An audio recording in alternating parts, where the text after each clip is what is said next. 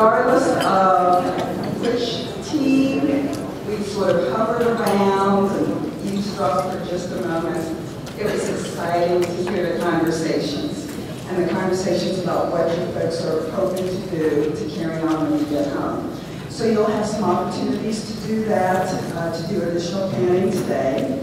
Our focus today is going to switch from one of a focus of college yesterday to one of employment today, and also the relationship between agencies and how to help students transition from life under IDEA to life under both rehab and the ADA Act. So, in a few moments we'll start with our first session, but in the meantime, I'd like to remind you of a few resources, and then Joanne Cashman with the IDEA Partnership is going to come up and talk with us also. A variety of resources have been made available to you on the registration desk. A quick reminder of materials from NCEO on what matters most, highlights from high-achieving school districts that have been very successful in helping students with disabilities move forward. Also on the registration desk is a really handy packet from ETS entitled The Plain English Pocket Guide to Testing in Psychometric Terms. Very, very useful. Another very useful resource that has been on your table is, was developed by Jane Prince within CEO on acronyms. So particularly for many of you who aren't in special ed land, that resource is probably going to be very helpful to you. And if you'd like additional copies, please let me know and we can look into getting those for you.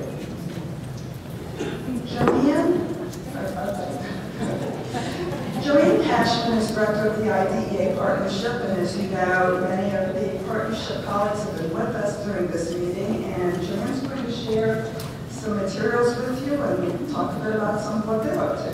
Thank you, Susan. Thank you all for inviting us, to the entire staff, and to the teams for being so welcoming to the IDEA Partners.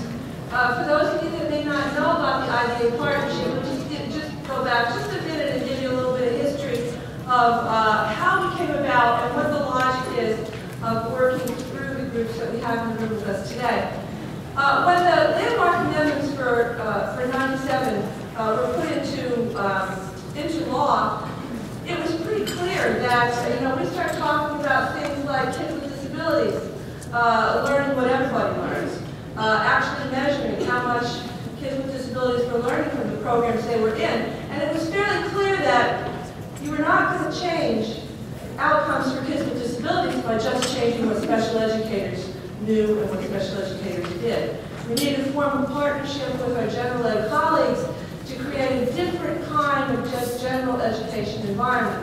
Now that was 1999-2000 is when the partnership began. So we've had a number of years of working on this, and our logic is that individuals pay attention to what they hear from groups that they voluntarily affiliate with, and especially groups they pay dues to.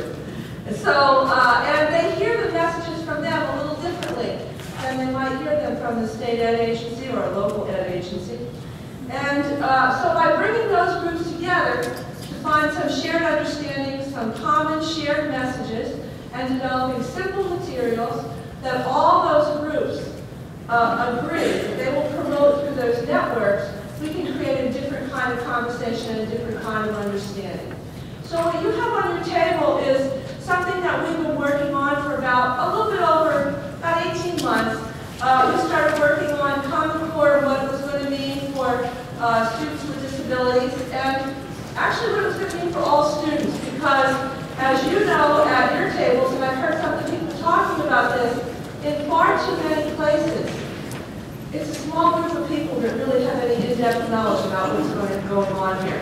By the time it gets down to the local level, few people really understand the kind of conversations we're having today and yesterday. So our goal is to create materials that are so straightforward that an SEA could give them to a district, and the district would know what to do with them instinctively because they're that straightforward. And secondly, because if you go to the end and you look who created them, everybody you're trying to influence has been involved in creation. And all their organizations are sharing the same material. So the first thing, when we have a meeting, we have a panel somewhat like we saw yesterday. Then we break up and we actually create these, we start creating these tools at meetings with everybody participating. And then we finish them on a wiki and on conference calls and webinars so that they can invite others from their extended network to participate. So you have a really authentic participation in the field, many voices creating these materials. And so the first step that we did is on Common Core. What is the Common Core? What's behind the Common Core? What are some of the ways that Common Core is going to be implemented? What are these various consortia? And it was updated as recently as last night to include the New English Language Consortium, thanks to our friends from NEA and Superintendents Association. Worked last night to finish that. This is the set of, it's actually kind of a picture of the web page, totally downloadable, everything's completely free. There's nothing on the partnership website that you would ever have any cost for. So everything is there. The idea is that to provide these high quality, understandable, stakeholder supported materials for everybody. And one of the key concepts that we're trying to convey is that these are what we call bridging tools. We hear from these organizations that although there are great professional development materials out there, it is a mismatch with the prior knowledge that a lot of their members have. And that they need something to kind of give them first toe in the water, so to speak, so that they can actually be good consumers of the things that are being developed by other groups. And so this is the way that we have worked together across national organizations, 55 organizations representing policymakers, administrators, service providers, and families, all working together and all promoting these materials through all their networks. The last important thing that I'd like to say about these materials is that we're working to create the idea that this actually, using materials that are so straightforward as these are, it would empower individuals to go out and use this. So in other words, you don't have to wait for all the professional development to come from you, or come to you, because if we do, there are some people that are never going to get professional development. But rather, these are so straightforward.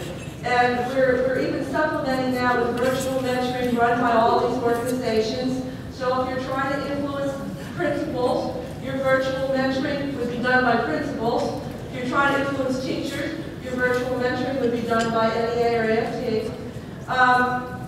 So what we're trying to do here is to let individuals then follow the same logic and let them have a tool where they can influence their circle of influence. So whether that's a parent meeting, whether that's a school community meeting, if it's a team meeting in a building, that wherever your own sphere of influence is, you're empowered to go out and use these materials to create greater understanding. So this is the first set of materials, and in January we will be starting on the second set. The second set will be on assessments. The general assessment, the 1% assessment, and the ELL assessment. I'd just like to conclude by asking those that are here from the partnership organization to just stand and thank you all for inviting us and welcoming us. Partners?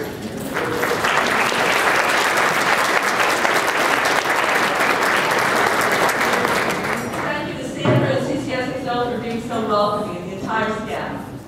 Thanks, Joanne.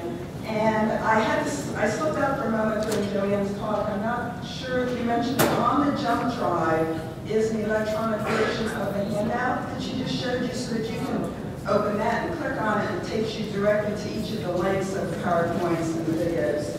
So that's a phenomenal resource, and check out the website for other resources too. Yeah. Okay, so we are ready to start with our first session this morning. And I'd like to introduce Janet Scott. Janet is one of our ACES staff members and a member of our steering committee. And she's going to introduce Bob Williams, our first speaker. Good morning. I have the privilege of introducing Bob Williams, who was recently appointed as the Associate Commissioner for the Social Security Administration Office of Employment Support Programs. In this role, Mr. Williams leads the implementation of the National Ticket to Work and Self-Sufficiency Program and related efforts aimed at increasing employment and economic security and financial independence for Americans with disabilities. Mr. Williams has had a long career in public service and is recognized as an expert on issues affecting health, independence, employment, and economic well-being of children, adults, and older Americans with disabilities. He served in numerous senior positions within and outside the government, and over the course of his career, he has been the senior advisor to the acting associate commissioner of OESP, special assistant to the director of DC Department of Disability Services, and has also advised the Kaiser Foundation and the Commonwealth Fund. In addition, he has worked on the passage of the Americans with Disabilities Act, and began his career as one of the 3 court-appointed monitors charged with overseeing the closing of Forest Haven, the District of Columbia's institution for people with developmental disabilities. Mr. Williams earned his undergraduate degree in urban affairs from George Washington University and grew up in my home state of Connecticut. Welcome, Mr. Bob Williams. Thank you.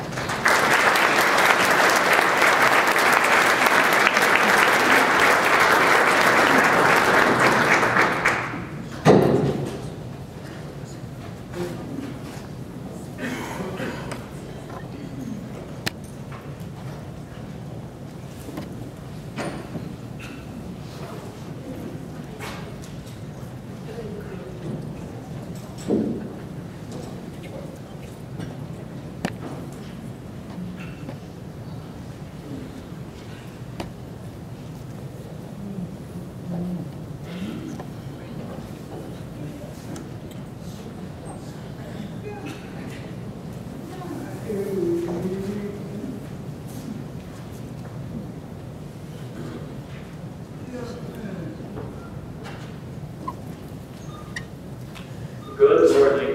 It is great to be with you. When Sandra asked me to speak with you, I just had the opportunity.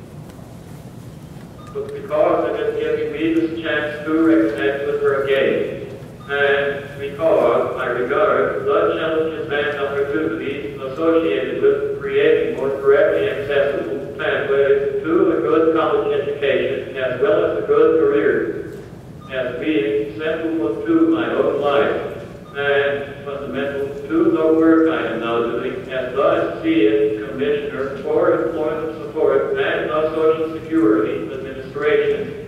Sandy asked me to touch on my own experiences growing up and going to college close to 3 decades ago. Some policy lessons I draw from those experiences and share some thoughts on what this might mean for your efforts at the state, community, and school levels.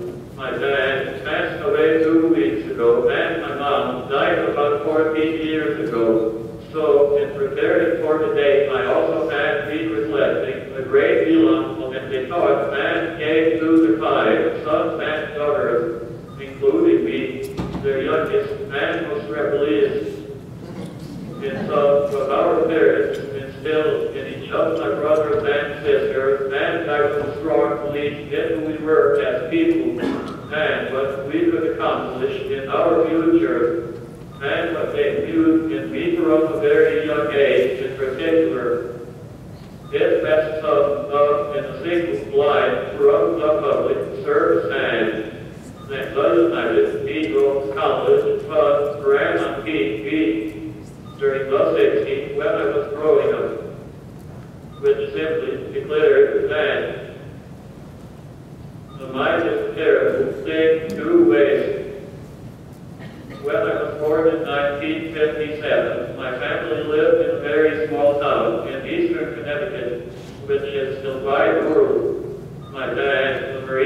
the Second World War, was just beginning to build a small construction business. And my mom, who grew up without parents, being shifted from one home to the next, already had her hands full raising my four siblings, ages 4 to 10. Like many of their generation, when I was born, my parents were told to institutionalize me and never look back. Instead, they raised me in the same rough and tumble world of love, a strong belief in working hard and getting ahead as my brothers and sisters. I grew up at a time when the chance of kids with significant disabilities getting an formal education at all was slim to none. Early on, though, my parents decided that I would be among the first in my family to go to college. I am convinced they did so because they took one look at me sitting on the family company's bulldozer and decided that college would be a better kid. Whatever my parents and others offered me the chance of a lifetime. While life's temptations alone are never enough. Absent them and the supports and opportunities to realize them, the world of possibilities becomes hard to live and circumscribe. I visited my aunt when I was home for my dad's funeral, and though she is 91 and her memory is fading, one thing she shared with me, a certain strideness in her voice, was how, when I was 5 or 6, school officials came to our house and said I could not go to school.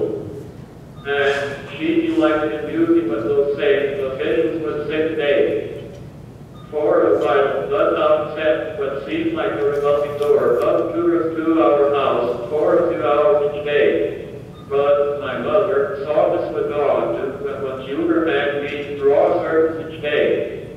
So when it became time for me to begin my education in earnest, my parents packed up the 5 of us, left the house my dad built, and moved us clear across the state into another house he helped to build and pay for with his own as well as my brother's sweat equity, just to give me a fair shot at getting an education. It took a while, but unlike millions of others from my generation and before, I eventually got inside the schoolhouse door. By the fall of 1971, I was in the 7th grade, attending school in the next town over because the junior high where we lived was all accessible. The year grew pivotal. Ours was the plywood board with the letters of the alphabet stenciled on it, and then I became selectary. I began to take most of my courses that year in regular classrooms alongside kids, the majority of them had no apparent disabilities, and with teachers who, while they obviously recognized my limitations, taught very much to my strengths and interests. The next year at the group high school, I was completely mainstream. And while like the majority of sensible people I know, I hated nearly everything about my high school years came to beneficial. Principally because my math and English teacher and guidance teacher and others who propelled me towards college. And although my grades and SAT scores were not good enough to get me into the only college I applied to during my senior year, the University of Illinois, one of the few schools in the nation that was fully accessible at the time. We convinced the VR Agency to pay for me to take part in a year-long family concentration program, which was the forerunner to city-year program. And following that, and when I got my act together enough to get into college, we are paid for my education at George Washington University. Wherefore, one of the few times in my life, all of the pieces fell into a place, and I truly belonged. I was active in student government, interned on the Hill, and within 7 months of graduating, I landed a full-time job with the DCR, which was where Sandy was working as well. That was 1984. the chagrin of sometimes still lurking away. My point in telling you all this is sevenfold. First, to state the obvious, I have had more than my fair share of lucky breaks and chances of a lifetime, to say the least.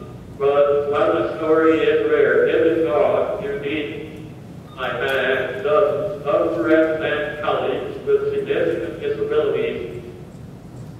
Some that were acquired when they were children and others later in life, who had stories similar to my own, and collectively point up some critical public policy lessons which we are beginning to apply in some instances, but in my view, deserve greater attention and diffusion. These include the following. Number one, apparent exceptions to the rules and the results they produce matter. As Malcolm Gladwell notes his bestseller, Outliers, what makes for an extraordinarily successful person often has fairly little to do with her innate abilities and much to do with what he calls the accumulative advantage that an individual experiences in life beginning from when he or she is very young. Now, let me hasten to say that I know Bill Gates, but I do know that the life and career I now have are directly linked to the long series of accumulative advantages that began early on and continue to this day. I also subscribe to the second half of Gladwell's theory, which is that to the extent that we know what leads to success, even extraordinary success evident in our national and global interests, to grow those prerequisite conditions and opportunities so that people can increasingly make